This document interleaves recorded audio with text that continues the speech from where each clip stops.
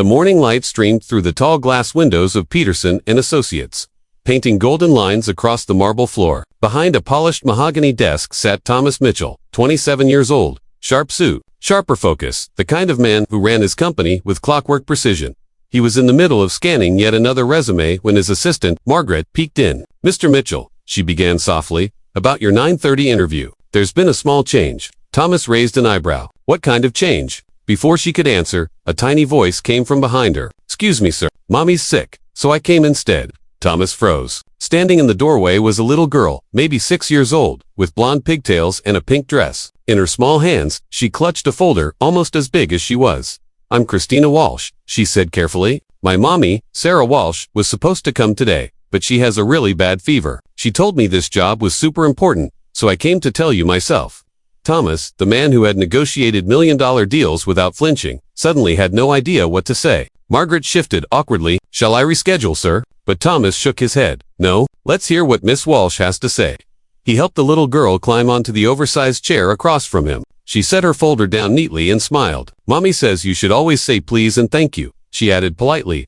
Thomas couldn't help but smile back. "Tell me about your mom, Christina. What does she do?" Her eyes brightened. "Oh, Mommy is the smartest person in the whole world. She used to work in an office doing numbers and computers before Daddy got sick. Then she stayed home to take care of him and me." She paused, voice softening. "Daddy went to heaven last year. Mommy says he's not hurting anymore, but sometimes I still hear her crying at night." Thomas felt something twist inside him. He'd spent years in boardrooms where feelings were weaknesses, but this child's honesty cut straight through the armor. Christina pulled a slightly crumpled paper from her folder. "Mommy wrote this for you. She said I should read it so I don't forget." And so, the little girl began to read. "Dear Mr. Mitchell, my name is Sarah Walsh, and I am very interested in the accounting position at your company." Thomas barely heard the words. He was too busy watching the courage in this child's face, the determination of someone far too young to be this brave. When she finished, she looked up expectantly. Mommy also sent her papers and her resume. She worked really hard to make them perfect. Thomas took the folder, pretending to study it, though his thoughts were miles away. "Christina," he said gently, "wasn't it scary coming here all by yourself?" She thought for a moment. "A little bit, but Mommy says when something's important, you have to be brave. And this job's really important, because sometimes we don't have enough money for food, and Mommy pretends she's not hungry so I can eat more." The words hit Thomas like a punch to the chest. He thought of his own life, the fancy dinners, the expensive suits, and suddenly, they felt hollow. "How did you get here today?" he asked softly. "By bus," she said proudly. "Mommy gave me the right change and told me exactly where to go." Thomas sat back, completely in awe. He'd built a company on discipline and strategy, yet this little girl had just taught him what real courage looked like.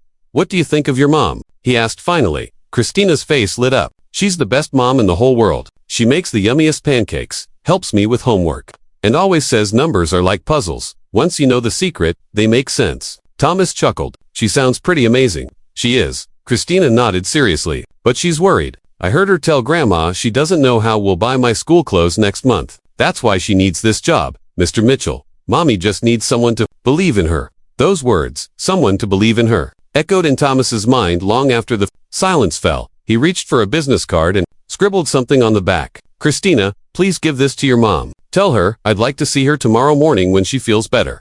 The little girl held the card like treasure. "Does that mean good news?" Thomas smiled, warmth spreading through him for the first time in years. "Tell her," he said, "that sometimes the best interviews happen when we least expect them." And she sent the very best representative today. Christina's face lit up with joy. "Mommy's going to be so happy." Thomas walked her to the elevator himself, slipping a few bills into her hand for cab fare. As the doors closed, he realized this little girl had just reminded him of something success had made him forget: the power of simple, selfless love. That night, Thomas called his own mother, something he hadn't done in weeks. And the next morning, when Sarah Walsh nervously entered his office, he didn't wait for an interview. He smiled and said, "Your daughter gave the best presentation I've ever seen. Welcome to Peterson and Associates." Because, as Whispers of Kindness reminds us sometimes, love speaks louder than any resume ever could.